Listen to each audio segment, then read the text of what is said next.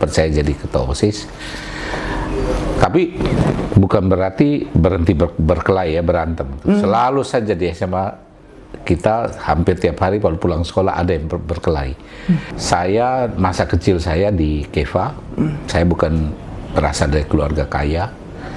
Jadi di Keva itu bapak itu cuma toko kelontong di pasar, bukan toko kelontong. Kita 15 bersaudara, jadi hidupnya di atas pas-pasan sedikit. Ya, jadi saya mengalami masa-masa di mana orang tua ekonominya belum bagus.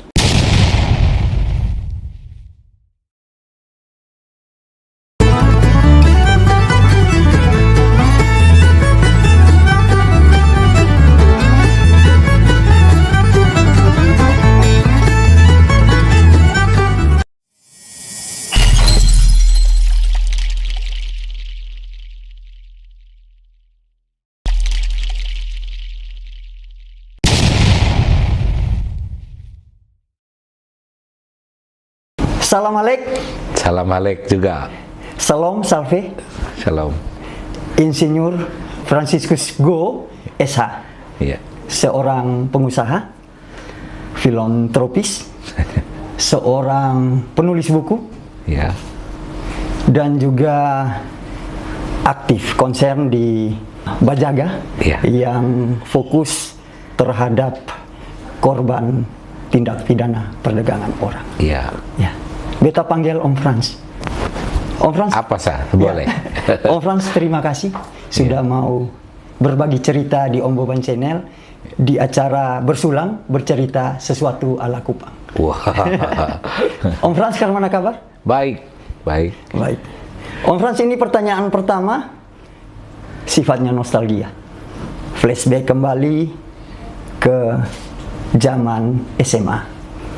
Tahun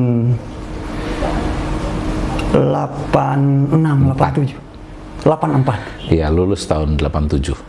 Ya, SMA 1. Iya. Kupang. Dan sumber beta ada sedikit cerita waktu itu ketua OSIS. Iya.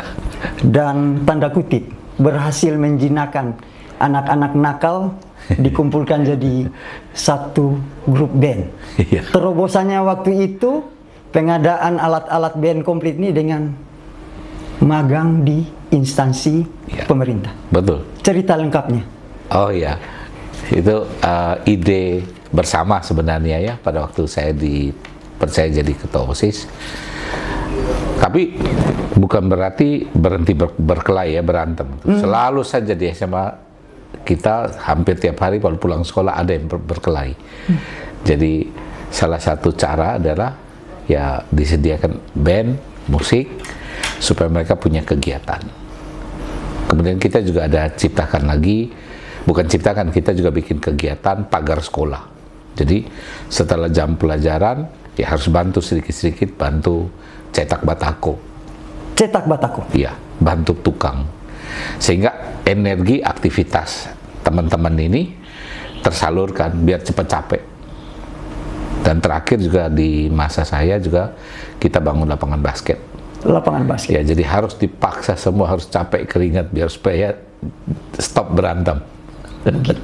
Berhasil menjinakkan.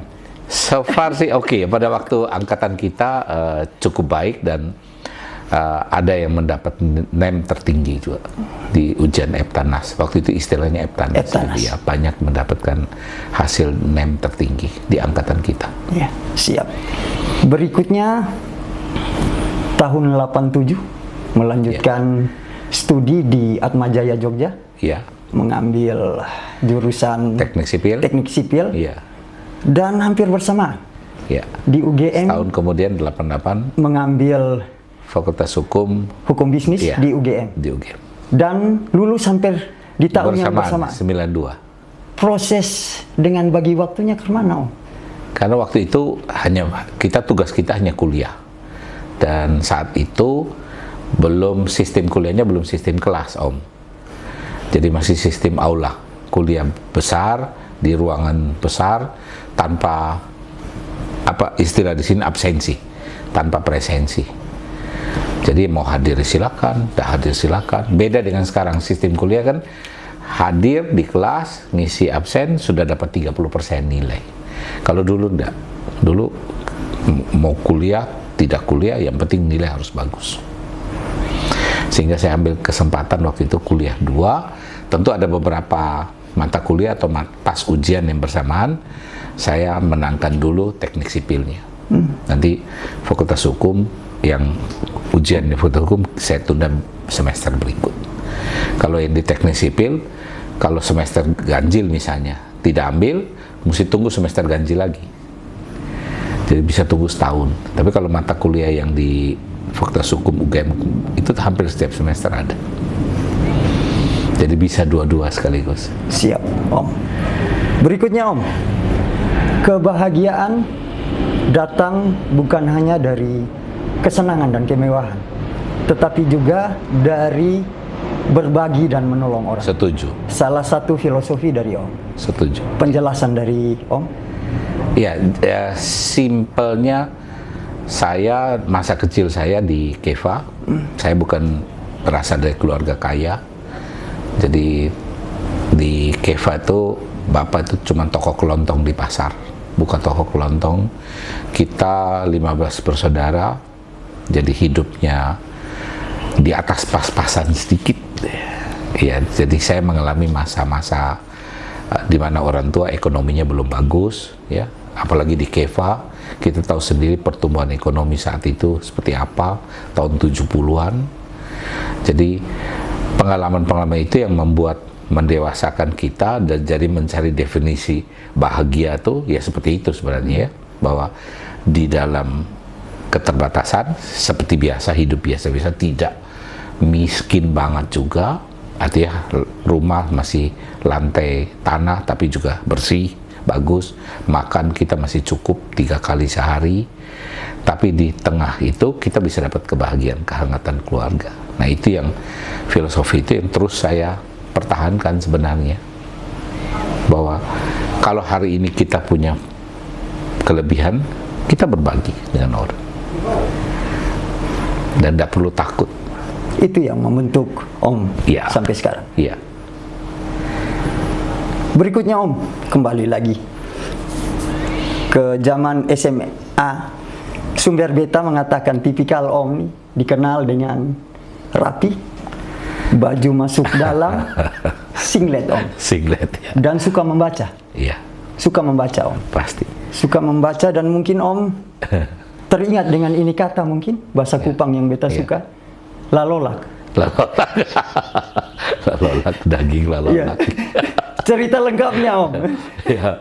Kalau singlet sampai hari ini masih pakai singlet. Oh iya. Nah, ini masih Kotong pakai singlet. Kupang kos Iya, dalam. Kos dalam. Jadi itu hanya kebiasaannya dari kecil. Mama mengajarkan supaya walaupun sederhana tapi tetap rapi. Rumah juga waktu mama masih hidup juga rapi sekali. Sampai ke kamar juga rapi sekali. Itu yang masih membekas ya. Walaupun di dalamnya saya bilang di dalam keluarga yang kita 15 bersaudara, tapi dia ya nyaman, bagus, baik gitu ya, bersih semua ya. Itu salah satu kelebihan di keluarga. Nah, kalau lalolak hanya istilah yang orang Keva, orang Kupang biasa pakai ya. Ya makan secukupnya, daging itu menjadi istimewa benar. Ya. Jadi bukan makanan tiap hari kan? Ya. Suka membaca Om? Sangat, Sangat. sangat suka. Lahap semua Om, waktu SMA? Dari ya sejak SMA baca, nulis. Akhirnya setelah kerja saya punya rak buku dan sampai hari ini saya punya library perpustakaan. Ya, nah dari perpustakaan di Depok itu saya juga lagi bikin satu di Jogja kecil. Tapi dari situ lahir 2 buku saya nulis 2 buku yang dijual di Gramedia, semua tentang tenaga kerja, tentang kesiapan sumber daya manusia anak muda Indonesia, bagaimana ke depan, kesulitannya apa.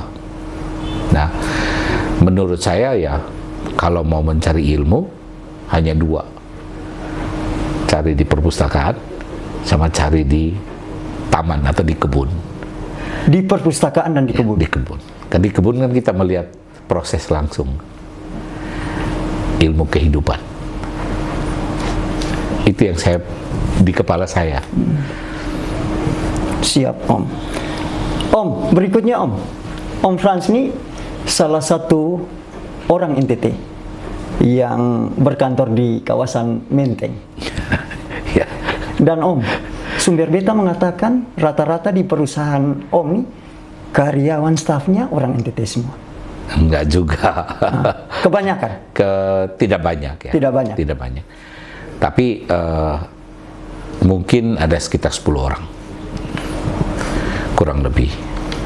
Dan mereka di level yang cukup bergengsi ya. Maksudnya masuk dari start biasa menjadi manajer, bahkan ada yang menjadi direktur.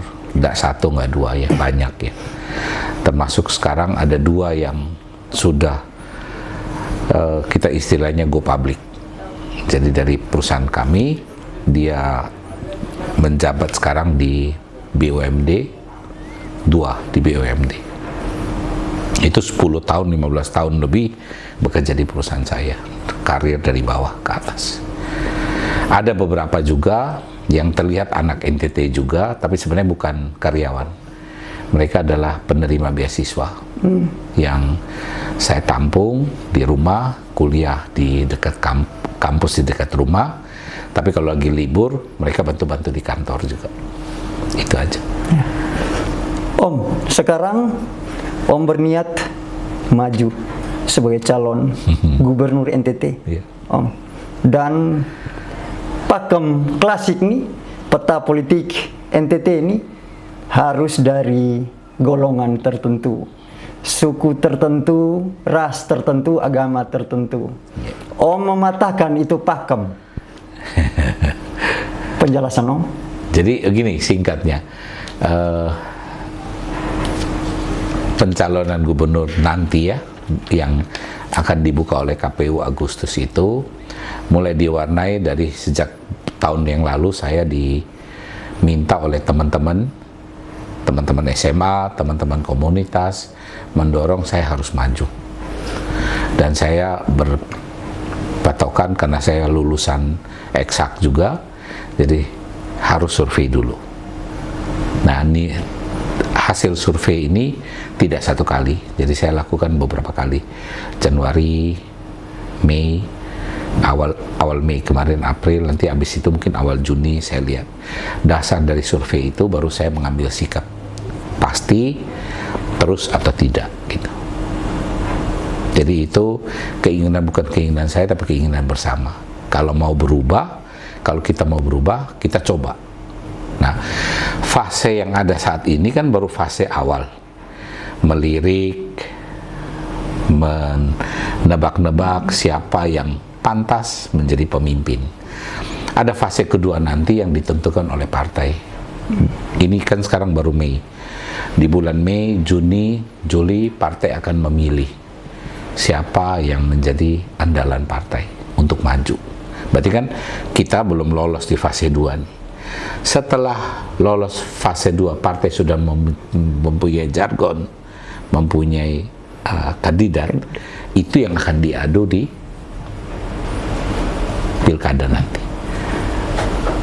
Rakyat yang menentukan siapa yang menang. Jadi saya sendiri lolos dari partai pun belum. Jadi tadi yang Om Boban bilang mau menghancurkan pakem, sebenarnya enggak, cuman saya yakin warga NTT sudah terbuka, ya, tidak memerlukan segmen atau apa itu istilahnya, pakemnya, pakem, gitu ya. Ya apa batasan-batasan yang ada. Saya pikir makin hari makin terbuka lebar. Saya pun kan putra asli daerah. Saya asal dari Keva, lahir di Keva. Kemudian beberapa bupati dari Atambua, dari ini juga sudah menunjukin bahwa politik identitas itu sudah bukan merupakan ukuran baku lagi. Siap. Oh. Ya. Ini sumber beta nih dalam suatu ngobrol-ngobrol santai, Om bersama teman-teman, ngobrol ngopi lah. Iya. Ketika teman-teman tanya, Om Frans kalau sudah jadi gubernur ini kira-kira apa yang dibuat? Dan Om menjawab saat itu, marketing, kata kuncinya marketing, Om. Iya, penjelasan dari Om. Ya sebenarnya bukan marketing aja, maksudnya kalau sudah, misalkan sudah jadi pemimpin, ya harus ingat dengan rakyatnya. Apa yang menjadi needs, demand dari warga. Sehingga kebijakan-kebijakan itu, supply-nya itu harus sejalan. Warga minta ayam goreng, pemimpin bikin nasi goreng, nggak ketemu. Nggak ketemu.